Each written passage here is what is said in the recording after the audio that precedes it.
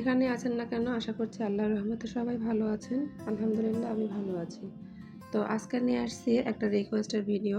এক আপু রিকোয়েস্ট করেছিল সারাটা দিন আমার কিভাবে কাটে সেই ভিডিওটার জন্য আমি শেয়ার করি। তো সকাল থেকে যেহেতু আমার লাইফটা শুরু হয়, মানে স্কুল দিয়েই আমি শুরু করি। তো স্কুলে গিয়েছিলাম, তো সেখানে একটু ভিডিও করেছি। ভিডিও করেছে এটা আমার একটা ম্যাম, কারণ আমরা দুটো করে ম্যাম ক্লাস নেই। তো এটা কিন্তু আমি না যাকে দেখছেন এখন, এটা একটা ম্যাম যে ভিডিও করে দিয়েছিল, আর আমি বোর্ডে লিখেছি।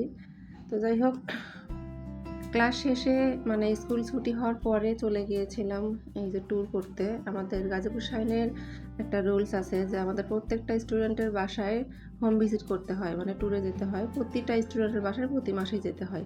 তাদের কি সমস্যা হচ্ছে না হচ্ছে সেগুলো খোঁজখবর নেওয়ার জন্যই মূলত এই রুলসটা। কারণ স্কুলে আমরা গার্ডিয়ানদের সাথে সেভাবে কথা বলতে পারি না বা বলার রুলস নেই, তাই প্রত্যেকটা বাসার যাইতে হয় আমাদের।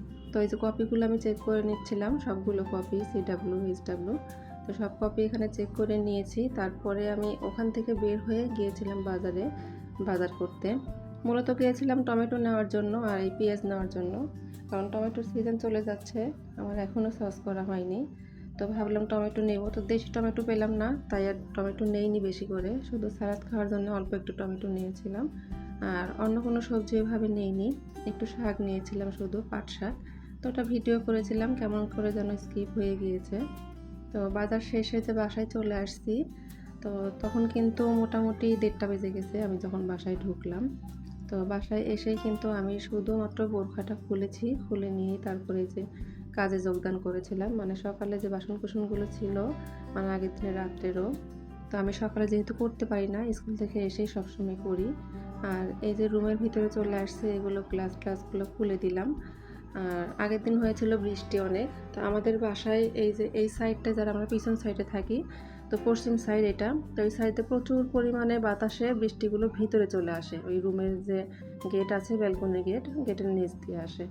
তা আসলে এটা যদি ব্যালকনির ভিতরে দিতে পারি হলা, তাহলে কিন্তু আমাদের এই ভাড়াটিয়াদের এই কষ্টটা করতে হতো না।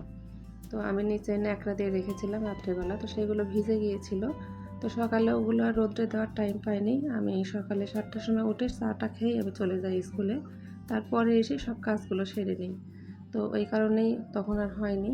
তো এসে ওগুলো রোদ্রে দিলাম। আর এই যে কাপড়গুলো ছিল সেগুলো গোছানো হয়েছিল না সেই দিন, তো সেগুলো একটু গুছিয়ে রেখে দিলাম সবগুলো কাপড়ই। আর আমি যেটা করব সেটা নিয়ে যে রেখে আসলাম বাথরুমে, মানে গোসলে, ওটা আর গোছাইনি, কারণ ওটা তো পরেই নিব, আর গোছাবো কি। তো আমার কিন্তু গলার অবস্থা ভালো না, সবাই একটু আমার ভয়েসের, মানে আমার কণ্ঠটা একটু ইগনোর করবেন প্লিজ। তো কাপড় গোছানো শেষ করে আমি এই যে রুমগুলো ঝাড়ু দিয়ে নিয়েছি, রুম ঝাড়ু দিয়ে তারপরে চলে আসছি শাক বাছার জন্য। তো এখানে যে পাট শাক নিয়েছিলাম, পাট শাকটা কিন্তু আমার অনেক পছন্দ, শুধু পাট শাক না, যে কোনো শাকই আমার অনেক বেশি পছন্দ। তো তিতা পাট শাকটা আসলে খুব বেশি পাওয়া যায় না, যেটা ছোটো ছোটো তিতা পাট শাক হয় ওটা কিন্তু তিতা হয়, ওই পাট শাকটাই বেশি ভালো লাগে। তো এই যে পাট শাক নিয়ে যে বেছে নিচ্ছিলাম।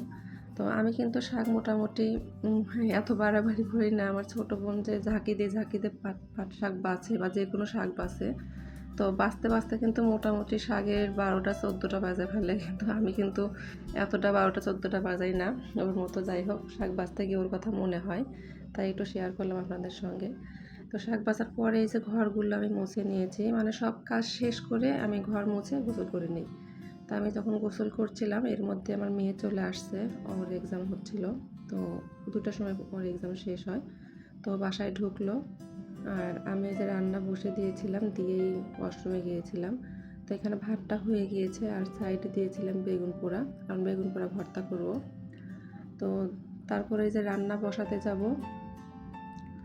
মানে শাকটা শুধু ভাপিয়ে রেখেছি, কারণ 3টার সময় স্টুডেন্টরা পড়তে আসে।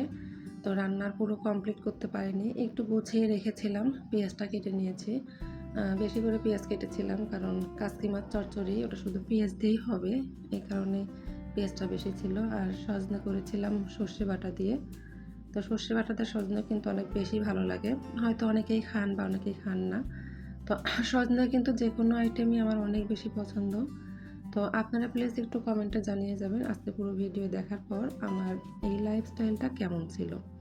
তো এই যে স্টুডেন্ট এসে পড়ে তারপর ওদের ছুটি দিয়ে দিলাম, ওদেরকে 4:30টায় ছুটি দেই।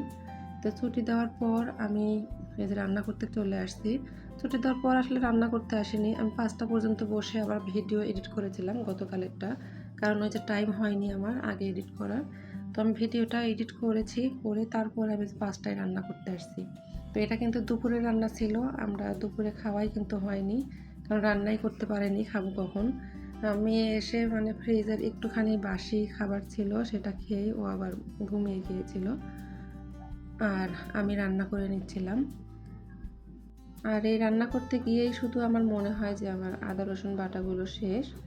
তো আদা রসুন বাটা আবার একটু বেটে নিয়েছি রান্নার সময়, আর রসুনটা একটু থেতো করে যে পাট শাকের মধ্যে দিলাম। কাজ কিন্তু আমাকে এভাবেই করতে হয়, দেখা যায় যে চুলার উপরে হাঁড়ি পাতিল বসিয়ে দিয়ে তারপরে হয়তো আমি কিছু কাটাকাটি করি, বাটাবাটি করি। তো এইভাবে কিন্তু কাজ করি, না হলে একটা কাজ ধরে কাজ করলে কিন্তু আমার কাজ আমি কমপ্লিট করতে পারবো না। এই যে আমি বেটে নিচ্ছিলাম একটু আদা রসুন, তো আদা রসুনের সঙ্গে একটু মরিচ, পেঁয়াজ, সর্ষে, জিরে সবই বেটে নিয়েছিলাম। এই যে সর্ষে, এটা সাজনে, এটা বসে দিয়েছিলাম। আর পাশে কিন্তু অন্য আইটেম যেগুলো ওগুলো হয়ে গিয়েছে। তো যে সাজনেটা একটা বাগার দিয়ে নিলাম, মানে তেলাম দিয়ে নিলাম এটা। তো অন্য কড়াই দেওয়া যেত, কিন্তু আমি তাড়াহুড়া করে ওর মধ্যেই দিয়ে নিয়েছি, কারণ খুবই তাড়াহুড়া ছিল। আর আমার আর একটা অর্ডার ছিল এখানে, রোল, চিকেন রোলে অর্ডার ছিল, ওটা হঠাৎ করে আসে, আগে থেকে অর্ডার ছিল না, কালকে অর্ডার এসেছিল। ওটা 5টার সময় আমাকে নক দিয়েছিল, কিন্তু আমি কাজের প্রেশারে মোবাইল সিন করতে পারিনি মেসেজটা। পরে যখন সন্ধ্যার সময় আমি ভিডিও ছাড়ছি তখন দেখলাম মেসেজটা। তো আমি মাগরিবের সময় সেন্ডটা করে তারপরে অর্ডারটা কনফার্ম করি। 35 পিস চিকেন রোলে অর্ডার ছিল। তো তারপরে কিন্তু আমি মাগরিবের নামাজ পড়েই চলে যাই আবার বাজারে। তো বাজারের অবস্থা তো দেখলেন, একেবারে কাদায় দিয়ে ভরা। সবজি বাজার কিন্তু আসলে একটু কাদাই থাকে সব সময়, আর তারপরে হয়েছিল বৃষ্টি। তো মুরগি নিয়েছিলাম, আর একটু কচুর শাক নিয়েছি, একটু লেবু নিয়েছি, আর একটা পাউরুটি নিয়েছিলাম, যেহেতু চিকেন রোল করতে হবে। তো এখানে চিকেন আমি একটাই নিয়েছি, বেশি নেইনি, কারণ দেখলাম ওখানে কম আছে মুরগিগুলো। তো দেখলাম বাছাবাছি আছে, তো এই জন্য একটাই নিয়েছি, নিতে বেশি চাইছিলাম। আর দেখলাম আমি যার থেকে নেই সেই লোকটা নেই, অন্য একজন আছে, সে আবার মোটামুটি বাটপার। কারণ আমার মুরগির দাম আসছে 430 টাকা, সে আমাকে বলছে 470 টাকা। তো যখনই আমি ক্যালকুলেটর বের করেছি হিসাব করব, তখন উনি এক ধাক্কায় 470 থেকে 430 দিতে বলছে। আচ্ছা ঠিক আছে আপা, আপনি 430 টাকা দেন, 470 দিতে হবে না। কী পরিমাণ বাটপার এরা। তো যাই হোক, আমি ওটা বাজার আবার গুছিয়ে রেখে এই যে কেকের অর্ডার ছিল, সেই কেকটা রেডি করতে যাচ্ছিলাম, রেডি করে নিচ্ছিলাম। অনেক ভেজাল কেক রেডি করা, আমার আগের ভিডিওগুলো তো দেখেছেন। তো এই তো আমি পুরো ভিডিও আর করিনি কেক রেসিপির। তো এই যে কেকগুলো রেডি হয়েছে, এখন ওইটা প্যাকেজিং করছিলাম। তো যদি ভালো লাগে ভিডিওটা কোনো একটা অংশ, প্লিজ একটা লাইক করে দিবেন যারা ইউটিউব থেকে দেখছেন, এবং আমার চ্যানেলে যারা নতুন ভিজিট করছেন তাদের কাছে আমার রিকোয়েস্ট, প্লিজ একটা সাবস্ক্রাইব করে দিয়ে পাশে থাকা বেল আইকনটা একটু প্রেস করে দিবেন, যাতে করে আমি যখনই কোনো ভিডিও ছাড়ি সঙ্গে সঙ্গে একটা নোটিফিকেশন পেয়ে যান এবং আপনার মূল্যবান সময় বের করে ভিডিওটা দেখে নিতে পারেন। এই কাজগুলো যারা অলরেডি করে দিয়েছেন তাদেরকে অসংখ্য অসংখ্য ধন্যবাদ। তো এই তো আমার কেকগুলো রেডি, কেমন হয়েছে কেকগুলো একটু জানাবেন। আর চিকেন রোলটা আমি আসলে সেদিন করিনি, চিকেন শুধু এমনি রেডি করে রেখেছিলাম, দেখলাম পরের দিন শুক্রবার আছে, তো দিনের বেলায় করে নিব, কারণ ডেলিভারিটা ছিল বিকেলবেলা, তাই আর চাপ নিলাম না। তখন রাত 12টা বেজে গিয়েছিল এই কেকগুলো রেডি করতে করতেই। তো এই কারণে শুধু সব কিছু রেডি করে নিয়েছিলাম চিকেন রোলটার। আর পরের দিন আমি শিটগুলো তৈরি করে শুধু চিকেনের পুরটা দিয়ে আমি ডেলিভারি দিব, এটাই ভেবেছিলাম। আর এই যে আদা রসুনটা অফ ক্যামেরা বেটে নিয়েছিলাম। তো আজকে এখানে রেখে দিচ্ছি, সবাই ভালো থাকবেন, সুস্থ থাকবেন, আল্লাহ হাফেজ।